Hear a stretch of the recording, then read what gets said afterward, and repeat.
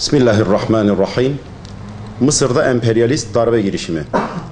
Mısır Cumhurbaşkanı Muhammed Mursi seçimle göreve geldiğinin henüz 1. yılında Mısır ordusunun darbe girişimine maruz kaldı. Cumhurbaşkanı Muhammed Mursi, diktatör mübareğin demir yumrukla yönettiği Mısır'da halk devriminin ardından seçimle iş başına gelen, üstelik halkın yarısından fazlasının oyunu alan ilk sivil cumhurbaşkanı olmuştur. İslam baharını kendi lehine çeviremeyen ve İhvan yönetiminde haksız çıkarları zedelenen emperyalistler, Siyonistler ve yerli işbirlikçileri çareyi askeri bir darbe yapmakta bulmuşlardır. İlk icraatları da Gazze'ye açılan Rafah sınır kapısını kapatmak olmuştur. Yapılan bu darbeyi şiddetle kınıyoruz. Hür Dava Partisi olarak birçok il ve ilçe teşkilatımızla alanlarda yaptığımız kitlesel basın açıklamalarımızda Mısır'da sahneye konan darbeye tepkimizi ve Mısır halkına ve meşru temsilcisi Mısır Cumhurbaşkanı Muhammed Mursi'ye olan desteğimizi ilan ettik. İnanıyor ve diliyoruz ki bu darbe girişimi başarıya ulaşamayacak ve Mısır halkının direnişi bu oyunu bozacaktır. Ordunun darbe girişimine karşı sözde medeni dünya liderlerinin takındıkları tavır bizim için hiç de şaşırtıcı olmamıştır. Mısır'daki darbe münasebetiyle Batı'nın ikiyüzlülüğünü bir kez daha tescillemiş olduk. Tümüyle emperyalist ABD, Avrupa ve Siyonizmin amaçlarına hizmet eden yerli işbirlikçilerinin darbe girişimine karşı izzetli bir duruş sergileyen başta Muhammed Mursi ve Müslüman Kardeşler Cemaati olmak üzere darbeye direnen Mısır halkını tebrik ediyoruz. Ordunun darbe girişiminin geri püskürtülmesi mübareğin devrilmesinden çok daha önemli ve hayatidir. Darbe girişimine karşı meşru ve haklı olan Mursi ve İhvan'ın yanında yer alan Afrika Birliği ve Türkiye yöneticilerinin müsbet tavrını kutluyor, açıkça darbecilerden yana tavır takınan Suud Krallığı ve Birleşik Arap Emirlikleri yöneticilerini kınıyoruz.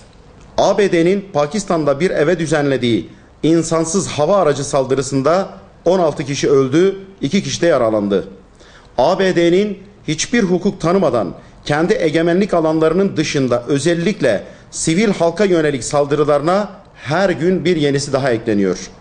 Siyasal ve askeri gücün tek belirleyici unsur olduğu milletler arası sistemin yapısı, Amerika ve diğer emperyalist devletlerin işgal, zulüm ve katliamlarına zemin hazırlamaktadır.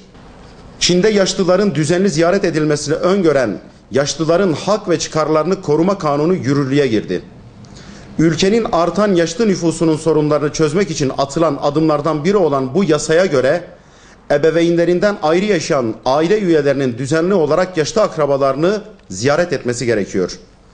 Temel insani değerlerden yoksun, sadece maddi gelişmeye önem veren, insan fıtratına aykırı sistemlerin bu türden girişimlerinin trajikomik bir yansımasıdır.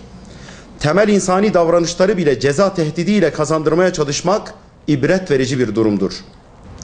Sırbistan'ın başkenti Belgrad'da 22.06.00 saatleri arasında marketlerin yanı sıra restoran, kafe ve bar gibi eğlence mekanlarında alkol satışı yasaklandı. Ülkemizde yakın geçmişte alkol tüketiminin düzenlenmesi amacıyla çıkarılan kanun üzerinden yoğun tartışmalar yaşanmıştı. Adeta bir kaşık suda fırtınalar koparılmak istenmişti.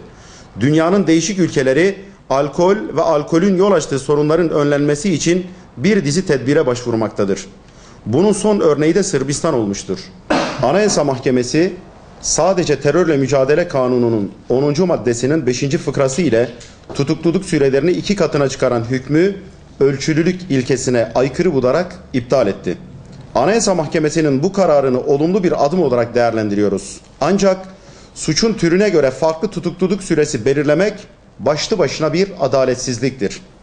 Anayasa Mahkemesi'nin iptal kararı verirken eşitlik bakımından değil, ölçülülük bakımından tutukluluk sürelerini değerlendirmiş olması isabetli olmamıştır.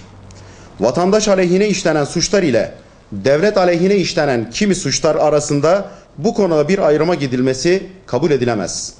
Yargı sistemi ve mahkemeler kendi hantallıklarının faturasını yargıladığı insanlara ödetme alışkanlığını derhal terk etmelidir. Kürt sorununun çözümü için yürütülen süreçte gelinen aşama itibariyle eve dönüş ve ana dilde kamu hizmeti gibi konularda atılacak adımlarla birlikte cemevleri kamuda başörtüsü yasağının kaldırılması, siyaset yasaklarının en aza indirilmesi yönünde düzenlemeler yapılması öngörülmektedir. Hürriyet Dava Partisi olarak sistemden kaynaklı bütün haksızlıkların ve sorunların pansuman tedavi şeklindeki tedbirlerle değil, adalet temelinde ve şarta bağlı kılınmaksızın derde deva olacak biçimde atılacak adımlarla son bulacağına inanıyoruz.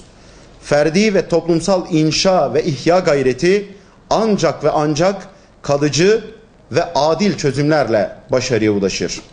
Sınavda başarılı olmak kadar doğru ve gerçekçi tercih yapmak öğrenci kardeşlerimiz için hayati önem taşımaktadır. Üniversite ve bölüm tercihi yapılırken öğrencinin ilgisine, kabiliyetine ve başarı sıralamasına dikkat edilmelidir.